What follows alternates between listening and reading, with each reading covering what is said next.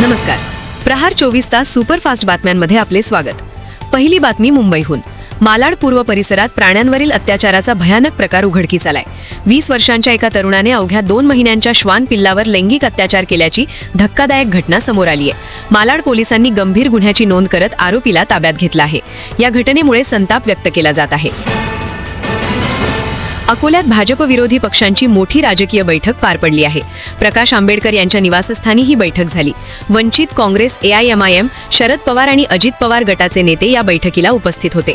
सुमारे 45 मिनिटं चाललेल्या या बैठकीनंतर राजकीय हालचालींना वेग आला आहे. ठाण्यात महापौर पदावरून भाजप आग्रही असल्याचं चित्र आहे. भाजपाकडून महापौर पदासाठी नाव जाहीर करण्यात आलं असून प्रभाग क्रमांक 15 मधून निवडून आलेले सुरेश कांबळे यांचं नाव चर्चेत आहे. प्रेम प्रकरणातून टोकाचं पाऊल उचलत एका तरुणाने आत्महत्येचा प्रयत्न केला आहे. करिश्मा, तुझ्याशिवाय जगू शकत नाही बाय, असा भावनिक मेसेज देत तरुणाने इंस्टाग्रामवर विषप्राशनाची रील अपलोड केली. सध्या तरुणावर उपचार सुरू असून ही घटना अकोला जिल्ह्यात घडली आहे. राजकारणातली मोठी अपडेट. भाजप विरोधात एकत्र जायचं असेल तर आधी विश्वास हवा, असं स्पष्ट वक्तव्य प्रकाश आंबेडकरांनी केलं आहे. पदवाटपावर कुणालाही शब्द दिलेला नाही, असंही त्यांनी ठामपणे सांगितलं. सत्ता स्थापनेच्या गणितात नवं नाव. भाजपचे माजी गृहराज्यमंत्री रणजित पाटील यांचे पुतणे आशिष पवित्रकार प्रकाश आंबेडकरांच्या निवासस्थानी झालेल्या बैठकीला उपस्थित होते. भाजपचे बंडखोर आणि अपक्ष नगरसेवक असलेले पवित्रकार सत्ता स्थापनेत किंगमेकर ठरण्याची शक्यता आहे. ठाण्यात राजकीय उलथापालथ.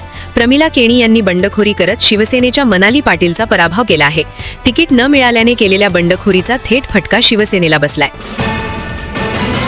अकोला महापालिकेचं महापौर पद OBC महिला गटासाठी आरक्षित झालं आहे. कोणत्याही पक्षाला स्पष्ट बहुमत न मिळाल्यामुळे महापौर कोण होणार, सत्ता कुणाची बसणार, याबाबत जोरदार चर्चा सुरू आहे. आणखी एक मोठी राजकीय घडामोड. अकोला महापालिकेत सर्व भाजप विरोधी पक्ष एकत्र आले आहेत.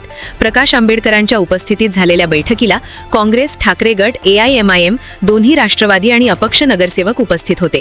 प्रकाश आंबेडकरांनी 41च्या बहुमताचा दावा केला आहे. या होत्या आत्तापर्यंतच्या सुपरफास्ट बातम्या. अशाच ताज्या अपडेट्ससाठी पाहत रहा प्रहार 24 तास.